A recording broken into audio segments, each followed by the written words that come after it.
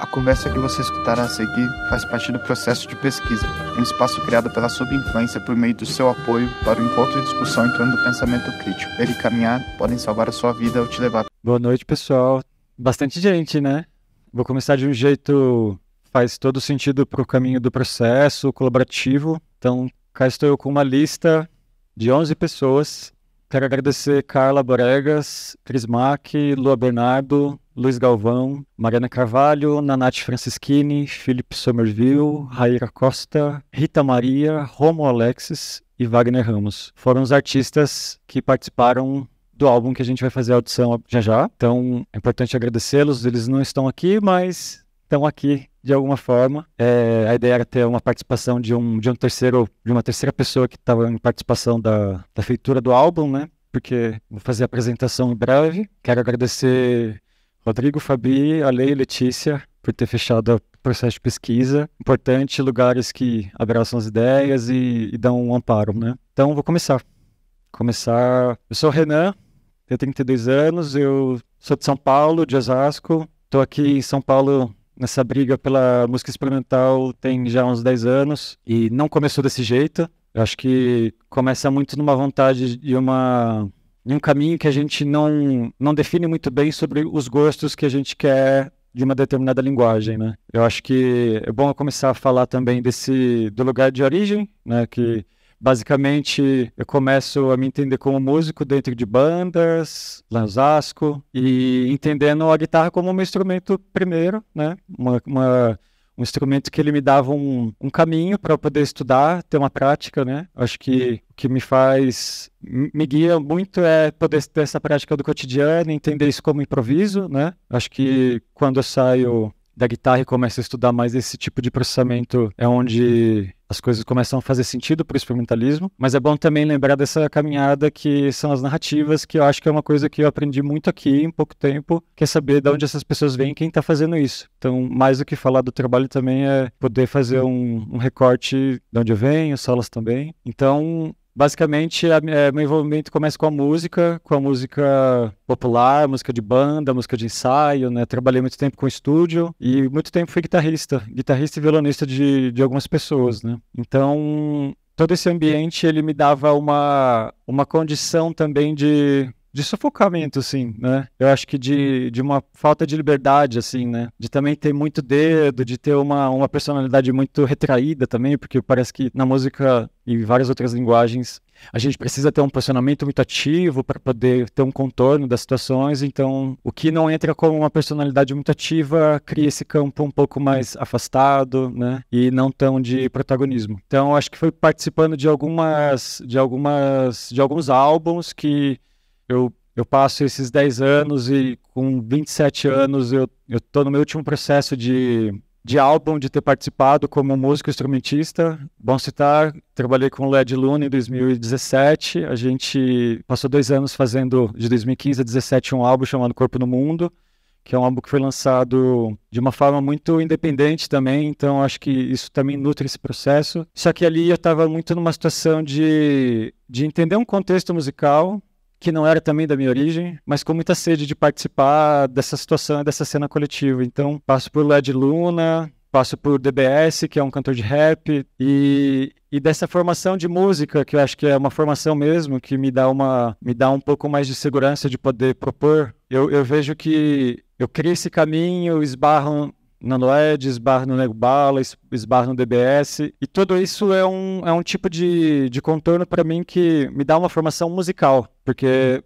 eu não tenho formação em música, estudei em conservatórios, acho que foi uma formação muito do dia a dia mesmo, de estar com um instrumento e alguma prática muito alinhada ali. E eu acho que é importante de 2017 para cá é quando eu tento assumir algum tipo de pesquisa, que é uma pesquisa independente, é uma pesquisa que vai falar de áudio mais do que de música, é uma pesquisa que vai falar de uma curiosidade de outras linguagens, de outra autonomia do som, né? Que é processos em teatro, em cinema, em audiovisual, e tudo isso eu acho que faz um tipo de caminho para mim que hoje eu me vejo muito como uma pessoa que está numa parte técnica, mas ao mesmo tempo tem uma curiosidade e criatividade muito diária para poder também propor situações experimentais. Então, eu acho que o rejunte, eu vou deixar para falar depois, né? Não quero falar dele agora, eu quero muito que vocês escutem e tirem suas expressões, mas é bom estender um pouco essa situação de como a música experimental ela pode ser acolhedora, né? Acho que eu chego na música experimental procurando um tipo de acolhimento, e é uma questão que a gente fala também. Então eu paro de falar agora para passar a voz para o Thiago Salas. Acho que eu só quis dar uma situação um pouco de como que eu chego para fazer esse trabalho também, porque entender também os processos de cada um. Curiosidade, pode inverter? Você está falando da sua formação e aí, né, de como você chega até aqui. Aí eu fiquei curioso para saber de verdade se começa hoje, claro que imagino que está imbricado uma coisa na outra, até a parte técnica, você trabalha com áudio, técnica, estúdio e tal, e a produção artística e tal. Mas o que começa primeiro? Você começa a produzir arte digital ou você começa a trabalhar em estúdio, tecnicamente? O que você faz? Eu vou falar um passo a passo bem rápido. Com 20 e poucos aninhos, eu vou lá e começo a trabalhar como vendedor numa loja de instrumento musical na Teodoro Sampaio. Esse é o meu começo. Minha pesquisa começa como vendedor. E eu vou trabalhar com a parte de acessórios, eu vou vender palheta, eu vou vender pedal, vou vender alça de guitarra. E tudo isso lidando com objetos e periféricos, né? Que é essa linguagem de tudo que não é instrumento, que dá suporte ao instrumento, pode ser um periférico, né? E dali eu caminho já para uma assistência de luthieria tradicional, nada experimental. Começo a fazer meus trabalhos de road também, porque eu conheço um pessoal na loja que cria essa demanda para mim e eu vou me jogando. Então, respondendo a sua pergunta, é totalmente num lugar de ver um amparo financeiro também, né? Porque eu achava, e para mim, criar uma estrutura muito grande de poder trabalhar com música, mesmo que fosse nesse lugar mesmo, assim, da Teodoro Sampaio ali, e lidar. Só depois. Meu nome é Thiago. Eu sou parceiro do Renan aqui desse projeto chamado Rejunte. A gente construiu isso meio junto, né? Teve uma ideia inicial lá antes, pré-pandemia. E aí, ao longo da pandemia, a gente, mesmo à distância, resolveu realizar de uma maneira diferente do que tinha pensado no início, né? Que acho que ele vai expor o trabalho aí daqui a pouco. É muito legal estar aqui, a gente fazer essa audição coletiva. E acho que eu sempre trabalhei de maneira coletiva também. Eu tenho pouquíssimas coisas que eu assino sozinho, assim, e é muito por conveniência também, às vezes. Não é verdade. Quando eu assino sozinho, também tem muita gente que participou de tudo que eu faço. E quase sempre os nomes estão todos postos em conjunto. Eu também tenho uma coisa técnica, dou aula de áudio, tecnologia, trabalho com produção artística em campos imbricados, assim, não tem muito... eu acho que eu já expus mais nas artes visuais do que participei em coisas de música hoje em dia, assim. E aí tenho trabalhado bastante com dança também, faz uns 10 anos, dança e teatro. Teatro agora bem menos, bastante com diversas pessoas que trabalham com dança aqui, eu atuo junto. Principalmente em composição de trilha sonora e soluções aí de tecnologia sonora e musical. Eu participei de diversos coletivos aqui em São Paulo, que, retomando a ideia de sempre produzir uma arte de modo coletivo, eu participei desde o início de um projeto chamado Circuito de Improvisação Livre, que é um negócio muito interessante, assim, que começou em 2011. Era um grupo de pessoas que tocavam instrumentos convencionais e não convencionais, construídos por si mesmos, sintetizadores e outros instrumentos de orquestra também, mais clássicos e tal. A gente se encontrava no Centro Cultural São Paulo porque o Centro Cultural São Paulo, na figura do Juliano Gentili, trazia uma galera de vários lugares aí da América Latina, Europa e pouco do Oriente, mas também, para compartilhar um processo que depois eu vim saber que chamava improvisação livre. A gente se encontrava lá, tinha uns cursos, uns compartilhamentos assim, de procedimentos e tal, a gente fazia junto, era tudo muito prático, pouco conceitualizado, e aí a gente juntou um grupo de músicos e aí a gente resolveu fazer aqui em São Paulo assim, uma bateria de eventos. Aí a gente encontrou alguns lugares, a gente decidiu chamar isso de articulação e não de curadoria, que era aberto o espaço para quem quisesse chegar. Acho que foi o Luiz Galvão que estabeleceu um dos critérios, assim, que era quem quiser participar, vem uma vez assistir e pronto. Então a gente precisava se encontrar presencialmente uma vez, assim. Não bastava mandar um e-mail, era esse o rolê. Aí no próximo evento estava apto a participar. E aí no começo foi assim, cada mês um de nós, éramos em 10 pessoas, um de nós, no início era 10, né? Depois foi juntando 100, 200 pessoas que participaram. Cada mês um de nós ficava mais responsável em geral pela articulação entre quem são os músicos, a junção desses grupos e o espaço, né? O espaço que vai receber e tudo mais. Mas um era responsável por isso, ia dar a letra de como ia ser, mas todo mundo se ajudava também e tal. E aí a gente fez isso de final de 2011, 2012 até 2017 por volta. E a gente fez em muitos lugares aqui em São Paulo e foi muito legal, assim, começar a tocar em lugares, música super experimental, assim, em lugares, desde galerias até restaurante. Tinha o Tapas ali na Augusta, a gente fazia lá. Nossa, tinha uma chefe lá que ela falava, eu tenho vontade de quebrar os copos quando eu ouço a música. Mas era legal, ela gostava também, fora aquilo que ela sentia. Vários lugares. Aí a gente fez, sei lá, mais de 30 espaços diferentes, assim. Foi uma trajetória, assim, por São Paulo também, conhecendo pessoas e esses espaços independentes e tal. Serralheria foi um lugar que a gente ficou lá muito tempo. E agora o trabalho mais vigente que eu tenho chama PT Lab. Trabalho bem próximo de uma bailarina chamada Thalita Florencio. E tudo que a gente tem feito, a gente começou fazendo só nós dois, porque o dinheiro era curto, ou porque também não tinha. E aí tudo que a gente tem feito agora é mais coletivo. A gente tem convidado mais gente, principalmente quando a gente consegue verbas públicas para poder remunerar também as pessoas, minimamente. É isso.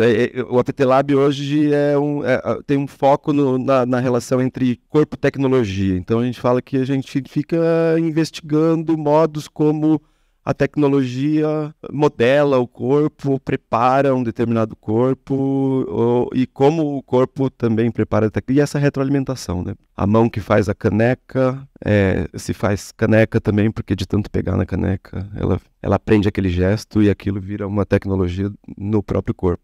E aí a gente fica investigando coisas, assim, então tecnologia que a gente está falando nesse campo é expandido, assim, né? Ferramentas e utensílios.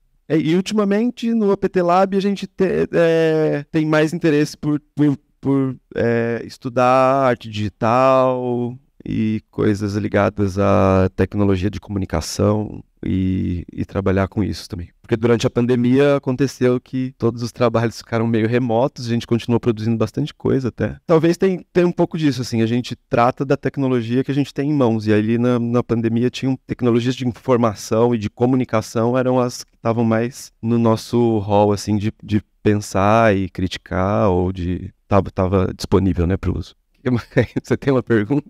Muito legal. Tinha um outro coletivo aqui em São Paulo que é muito interessante, circuito de improvisação livre, que é a galera lá do Brasotop, que é o único lugar que eu conheço em São Paulo, que de fora as academias, que fazia tipo sessões de escuta de um CD, ou de uma arte sonora, de uma coisa assim aqui. É muito legal isso, de poder ouvir junto também. Tem essa editora chamada Leviatã, uma produtora cultural e editora audiovisual, que tinha uma sede até há pouco tempo atrás aqui na 7 de abril. E a gente começou trabalhando lá, né? Você começou trabalhando lá, eu ia lá também, ajudava umas coisas. Foi isso, acho. A gente produziu alguns eventos lá juntos e tal. É também um desses outros espaço colaborativo, coletivo. Produziu um monte de coisa sem grana, acho que foi lá. E a gente fez a gente tocou juntos algumas vezes. E acho que o que deu origem a esse trabalho que a gente vai ouvir agora é um pouco disso, assim. Lá na Leviatã, a gente estava em algum momento pensando em fazer a gravação de um álbum, convidando várias pessoas para tocar, eu, ele, mais um. Acho que era mais ou menos essa a ideia, talvez. E isso ia ser presencial, a gente ia gravar lá, tinha toda a questão, assim, de como gravar com baixo custo, pouco equipamento, numa sala também não preparada para gravação, usar a reverberação do espaço, toda aquela... que a sala falava bem alto, assim, né? Tem pouco mobiliário e madeira, então tem muito reverb, tem uma qualidade de reverb específica também, o piso é de concreto. Aí a gente falou, tá, vamos usar a sala aí, pegar e fazer e distribuir os pontos, testar como é que grava pra um aqui, outro lá, microfones altos, baixos, tal, não sei o quê. Tipo, tava lá Era esse interesse, e aí março de 2020, aí encerrou tudo isso. Eu fui morar no interior, em São José do Rio Preto, Votuporanga, e aí o Renan ficou, aí a gente se comunicando, falamos, vamos tentar fazer isso de novo, convidar uma galera pra fazer um álbum, mas aí de maneira remota, né, vamos ver como é que dá, aí foi isso aqui. Aí ele vai falar de como que foi o procedimento, acho, de 2020.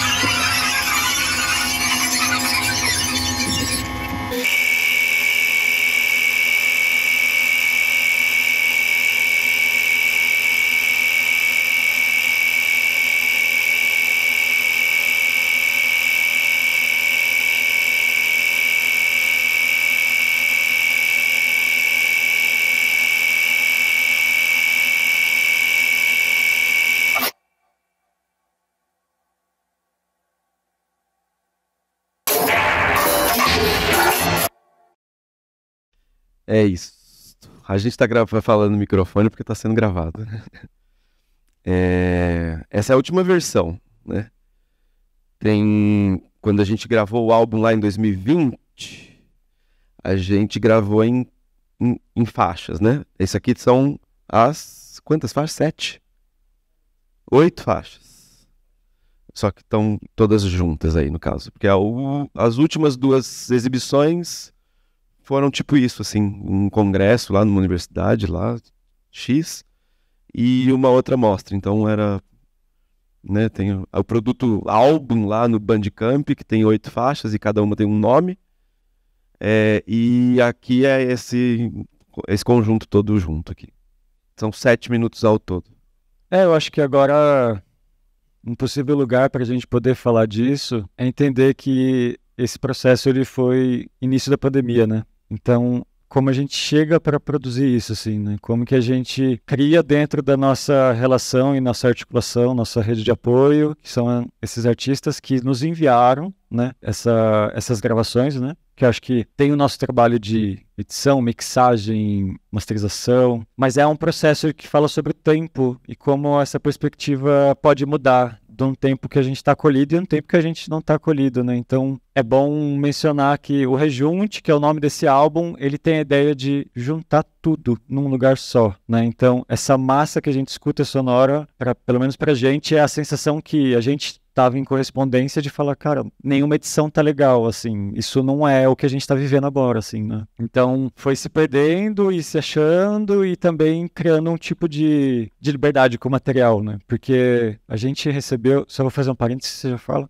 mas teve um modo de como convidar esses artistas, né? Que era basicamente assim, ó, enviar gravações domésticas, caseiras, né, com celular, não era uma ideia de gravação de estúdio protegida. Teve muita gente que mandou, por exemplo, tem gente que estava pintando uma casa e raspando a parede com espátula. Essa foi uma faixa que a gente recebeu.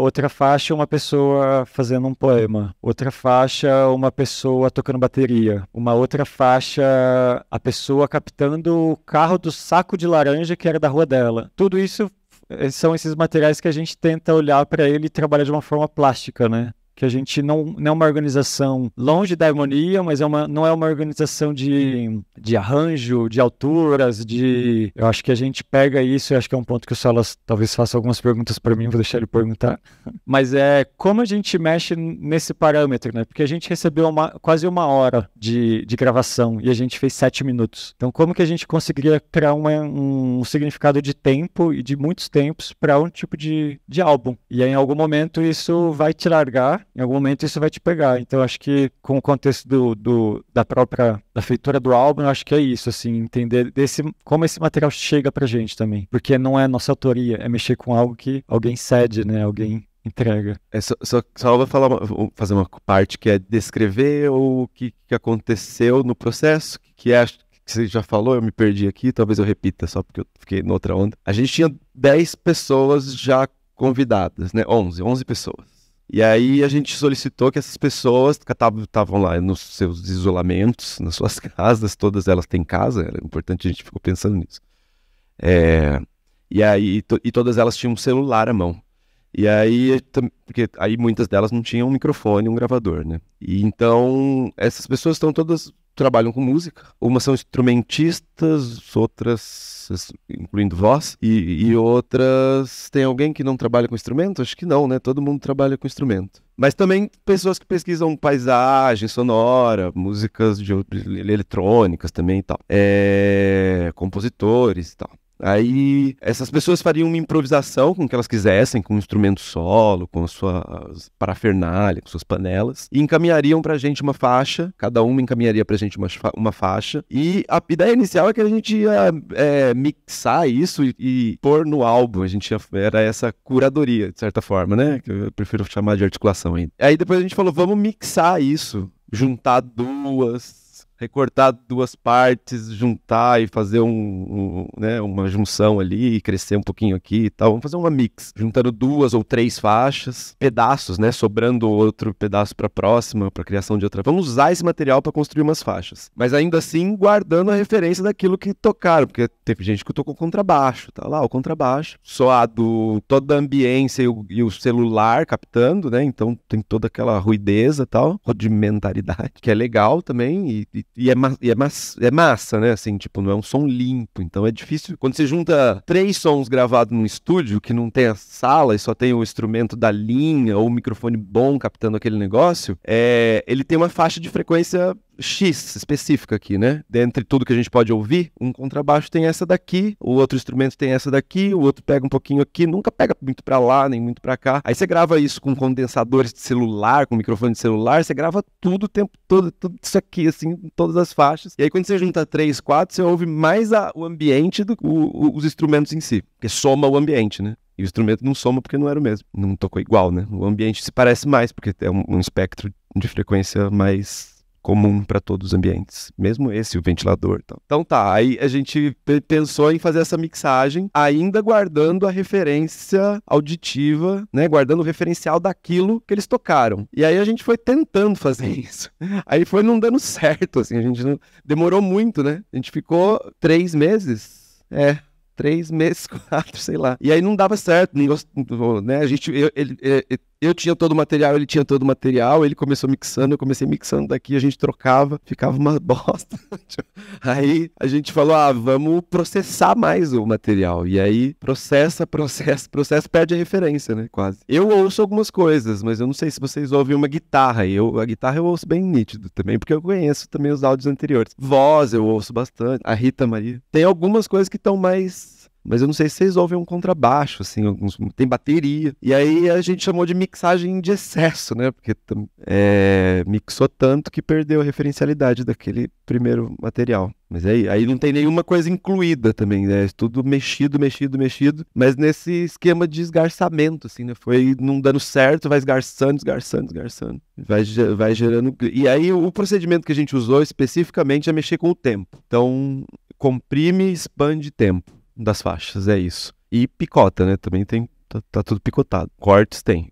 E aí mexe no tempo. Tudo que mexe no pitch é porque mexeu no tempo. Quando no tal plugin mexer tempo, mexe pitch. E alguns outros plugins, procedimentos, mexer tempo não mexe no pitch. E aí por aí vai. São procedimentos bem básicos, assim, de estender e de alongar e comprimir. É isso. Eu queria só dar a descrição de onde veio. Assim. Eu acho que essa tentativa falha mesmo de organização de material de outras pessoas foi um pico que a gente cede essa vontade porque a ideia não era organizar esses sons, né, de uma forma com uma escuta muito que já estava dada ali. Eu acho que essa busca em transformar esse material é justamente para tentar gerar, para agora nesse caso, quem ouviu e quem está escutando isso, de uma escuta, né, não é unilateral. A gente tem como entender uma pessoa que escuta esse trabalho e sentir coisas diferentes, né? Eu acho que esse campo de abertura desse trabalho ficou mais claro para a gente, de gerar, não sei se sensações, mas possibilidades diferentes de escuta mesmo pra gente, por salas. Foi os 3 meses que a gente ficou quando a gente chegou nessa ideia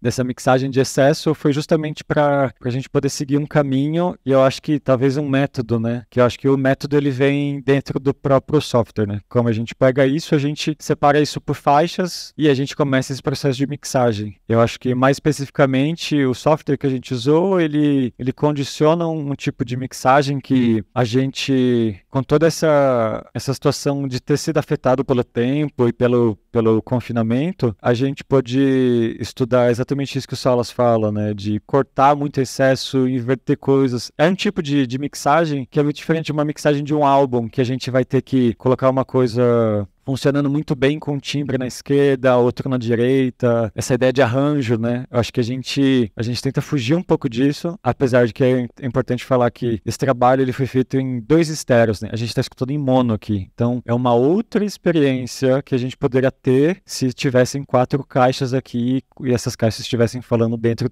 da forma como a gente compôs. não é a nossa realidade, mas a ideia é que também pudesse trazer algum tipo de sensação. E eu acho que a gente fez isso justamente trabalhando esses parâmetros que eram pertinentes ao tempo. Então, né, é até engraçado, porque as faixas têm os meses, né? Então tem uma coisa de... Eu escuto a faixa agosto e falo, nossa, esse mês foi horrível, porque foi muito difícil. E aí reverbera na gente aquela faixa que a gente faz nosso agosto, então a gente separou, são os meses. Junho, julho, agosto, setembro, outubro, novembro, dezembro, recesso. Para fazer, e eu acho que foram 7 meses, né, que a gente ficou aí, a gente fez esse trabalho, entregou ele pós-Natal, assim, a gente tava esse final de ano ainda super correndo lá em 2019, né, antes de tudo acontecer, assim. 2019 não, 2020, desculpa. E eu acho que pra gente o que funciona é como a gente, eu e o Salas, ter tido essa ligação e essa correspondência de poder criar isso e também entrar em correspondência com as pessoas pós ouvir o material, né? Porque todo mundo que aceitou entregar, aceitou ouvir e teve algum tipo de retorno dessas pessoas, né? Então, eu acho que foi um tipo de processo que abriu uma possibilidade de experimentação mesmo, assim, pra gente, né? Com uma outra organização e uma escuta que pra gente até hoje, assim, o álbum foi feito em 2020 e ontem a gente estava sentado junto falando disso, né? Como esse tipo de material pra gente não criou um desgaste ainda. Diferente de um álbum que a gente faz em 2 anos já virou um caroço, assim, né? E a gente sabe que as coisas são esgarçadas mesmo, que quando você produz e aquilo é consumido, que eu falo é a síndrome de copinha, assim, uma coisa, ela acaba muito rapidamente, uma coisa boa acaba muito rapidamente. Então, como esse caminho do experimental, ele também escapa disso, assim, trazendo essa ideia de audição também, porque é um álbum que é feito, que não é pra gente ir lá e se ver um show. Talvez seja um álbum que a gente vá numa sala e consiga escutar com 7 caixas, que ali você entra... Pode ser uma sala escura, uma sala normal, uma sala como essa. Então, tudo isso a gente pensa ainda, tá muito fresco pra gente. É a primeira vez que a gente fala, é a primeira vez que eu abro a boca pra arriscar, falar dessas pessoas, dessas gravações. E eu acredito que continuaremos com coisas parecidas, assim. Foi uma parceria que a gente começou. Trabalho com um software da Apple, que é o Logic. É um software, ele é um software pago, né? Ele é um software que a gente não pagou também. Começou aí, então. E eu acho que é usar essas ferramentas, né? Eu acho que foi o primeiro software que eu acessei, assim, com uma ideia um pouco mais de não só gravar, mas também criar sons, né? Pensar em manipulação. E sim, o gestual, ele entra num lugar desse lugar de esticar, pegar o mouse e clicar, e eu não tô ali colocando menos 10 dB, pam pra direita, pam pra esquerda, colocar efeito. Não tem plugin, a gente não usa plugin nessa mixagem. A gente usa esse recorte do tempo, estica, esgarça. Então isso, você vai mostrar isso daí? Porque tem uma possibilidade, quem tiver curiosidade de ver aqui, mas a gente é muito gestual, é como se eu pegasse vamos pensar lá atrás no rolo de gravação, e tivesse um processo muito mais de recorte e colagem. Só que também com uma condição de modulação da matéria também, ou desse objeto. Então, o processo gestual é justamente esse. É através do mouse, né? Isso não é feito em nenhum processo analógico. Então, acho que a conversa também é o pensamento digital que pra gente pegou forte nesse trabalho. Então, basicamente, a gente cria uma estrutura muito simples, só que dá esse método de trabalhar com pitch, trabalhar com tempofone, polifonia, monofonia,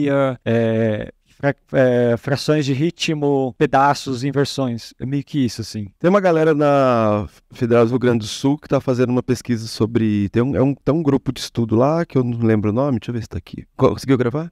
Ah, tem que ligar o instrumento e gravar pelo microfone aqui. Que tá fazendo uma pesquisa sobre produção de arte no período da pandemia. E tem muita coisa interessante, talvez. Aqui teve um exemplo do Covid Museum, ou Coronavírus Museum, que é uma das minhas participantes, é a curadora lá do Museu Bispo do Rosário, e eles produziram coisas super interessantes, assim. Eu acho também que muita coisa mudou, muita coisa se consolidou nesse período, né? Tipo, de lá pra cá, e muita coisa no âmbito da comunicação se consolidou pro bem e pro mal, e que mudou também, ou consolidou formas de fazer arte que já estavam sendo executadas, mas muito em baixa escala, né? Então, o que tem hoje de ambiente virtual para fazer gravação de banda de remoto, com 0 delay, coisas assim, tipo, é enorme, né? Tem um monte de de plataformas, assim, investidas nisso, algumas gratuitas até, e que antes não tinha, assim, a galera, tipo, também não produzia isso dessa forma. Por um lado, inviabiliza o encontro presencial também, que eu acho bem importante, todo mundo acha. Mas, por outro lado, também faz uma comunicação, né, com outros lugares, assim. Eu tenho gostado muito de dar aula online, porque possibilita que uma pessoa lá longe possa frequentar essa aula também, né? E eu frequentar aquele outro território, outras formas de aprender, que eu aprendo também junto com aquilo. Sei lá, eu acho que muita coisa também vem surgindo assim, ó, tipo aquilo que era resistência também nas artes digitais, o glitch no começo da estética, dos movimentos assim, que produziam ou buscavam erros nas coisas, falha, né?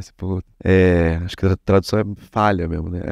A falha do equipamento, a falha acidental, e usar isso de uma forma contra-hegemônica no sentido da tecnologia, né? Tipo, falei que eu não comprei o software, mas deve estar embutido no preço do computador. E aí, então tem hoje também as coisas, assim, o boom do NFT e dos caras ficando milionários, assim, criando grandes corporações com glitch art e NFT, né? Muito louco como que as coisas caminham, assim, para a dominação, de novo, do capital e dos conglomerados que produzem arte. Porque agora tem muitas empresas, né, assim, produzindo figurinha para vender, não menosprezando o NFT, né? Legal, mas acho que é o fetichismo tardio, né? Tipo, a coisa mais levada pro extremo, assim, do negócio é você ter uma carteira digital para comprar um negócio que circula livremente, né? Tipo, não vai deixar de circular, né? Tipo, circula livremente. Pôr seu nome no negócio é só investimento, né? É igual comprar papel, né? Tipo, só que o papel lá da Petrobras não circula livremente. Mas a imagem do NFT tá aí. Damien Hirst, que faz o tubarão, que faz as bolinhas lá, o tubarão no formol e tal. Ele tem um site agora que ele permite você gerar a sua própria obra de arte através de um algoritmo e ele vende aquilo para você, né? Você escolhe lá 3 cores, 3 sabores, um tipo de jato de tinta e que o algoritmo vai preencher um disquinho, assim. E aí, para você ter aquilo, eu posso printar a tela, né? E pronto, faço o que eu quiser com aquela imagem. Mas para eu ter aquilo de verdade, ele me vende aquilo. Eu ponho numa carteira aquilo, pago, sei lá. E nem é tão caro, assim, é $100, vai. Porque o cara produz isso muito alto, ele é a pira da autoescala, né? Assim, ó. Quer dizer, ele não tá fazendo nada, né? Ele criou um programa que vai render pra caralho. É um programa que vai render muito dinheiro sem fazer nada, né? Não tem trabalho nenhum também. Assim, nem ideia, né? Também, eu acho que... Tem crítico que gosta dele que fala que ele tá forçando uma crítica sobre isso, né? Sobre a reprodutibilidade e tal, e o comércio em grande escala do objeto artístico. Ele é um cara que tá no cerne, né? Tá no cerne, é o que tem esquentado a nossa... Quem? Adobe? Pra voz? Pra imagem? Usa a imagem? E esse tá gratuito? Porque tem um de voz... Nunca a inteligência artificial ou machine learning vai ser mais complexo do que o nosso sistema de afeto e de sentimento, acho, né? De sentido, acho que nunca será. Porque eu acho que... Aí tem um cara que não critica a tecnologia, que fala não tem nada mais humano do que a tecnologia, porque ela é resultado da gente. Ela sempre vai ser resultado do que a gente produziu. Eu acho que ela não vai produzir mais a gente do que a gente é ela. Ela acaba nos afetando com retroalimentação. Essa é a questão que eu falei quando eu penso tecnologia, tem das duas vias, né? Ela produz algo na gente, mas a gente produz muito mais ela do que ela a gente, eu acho. Então, em termos individuais, acho que isso para mim é bem claro. Assim. Em termos sociais e de movimentação de massa, aí talvez tenha alguma situação, mas aí também eu acho que é mais no plano ideológico do que no plano libidinal, saca? Assim, no plano mais abstrato. Eu vou retomar a questão do afeto. Eu sinto que esse campo do experimentalismo, ele pode ser muita coisa, assim, né? Ele pode ser uma roda de nós ali, pode ser banda, pode ser não banda, né? Eu acho que essa sensação de ter passado por alguns cenários da música e ter criado essa não só intimidade, mas essa curiosidade de querer entender a linguagem e o que está sendo produzido, né? Acho que quando eu mudo para São Paulo, acaba que eu me sinto ocupando esse espaço, né? Que a periferia quer ocupar para ver o que está acontecendo, né? Então, muito nesse movimento, eu vejo pessoas que estão distantes do seu lugar de origem, né? Então, quando eu chego aqui em São Paulo, eu começo a ver que tem muitas pessoas fazendo um caminho parecido, né? Tem uma coisa de se identificar, não com as mesmas narrativas, mas tem pontos específicos que você vai ver que a pessoa teve um processo de formação, né, de buscar, como eu falei, eu sou formado em sistemas, né, em sistemas de tecnologia, de formação, e foi uma coisa que eu quis renegar muito, muito, né, me formei com 21 anos, e aí não me senti acolhido na tecnologia naquela época, trabalhei 4 anos, e falei, vou tentar essa parada de música, e aí o que me acolheu na época foi esse cenário que já estava um pouco aberto, mas era longe do campo de mexer com a matéria, som, né? Fazer música. Então eu sinto que a música experimental, depois de muito tempo, eu fui percebendo que eu poderia borrar com outras linguagens e tirar uma sensação de autonomia da linguagem. Essa autonomia é mais que se fecha em si, sabe? De conhecer muitos músicos que não estavam... Muitos músicos, eu falo assim, contextos de produção musical que tinham um encolhimento artístico, assim, de não estar em diálogo com a dança, que não está em diálogo com o filme, que não está em diálogo com a performance. Então, para mim, foi um lugar que eu acho que no cenário atual, trabalhar com trabalhar com essa perspectiva de produção fonográfica, eu acho que ela acolhe uma situação de estar inquieto com o que o som, para onde o som pode funcionar, entendeu? Então, nem tudo se transforma em som, mas o filtro é pelo som. E eu acho que a gente já tomou um tempo aqui. Se alguém quiser falar mais alguma coisa, pode perguntar. A gente pensou também em fazer um mini barulho aqui.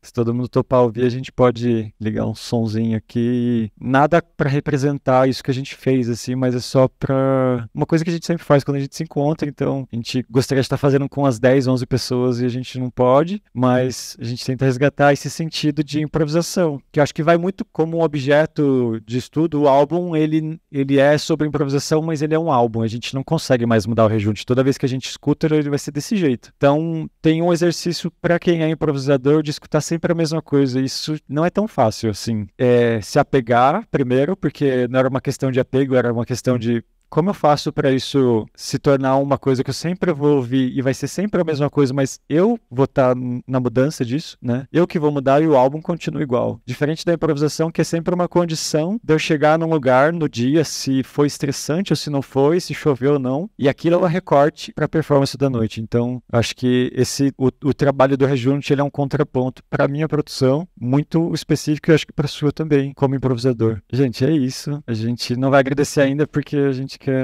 Pode, a gente vai fazer 5 segundos, minutos. Mas podem ir no banheiro, respirar, levantar, bocejar.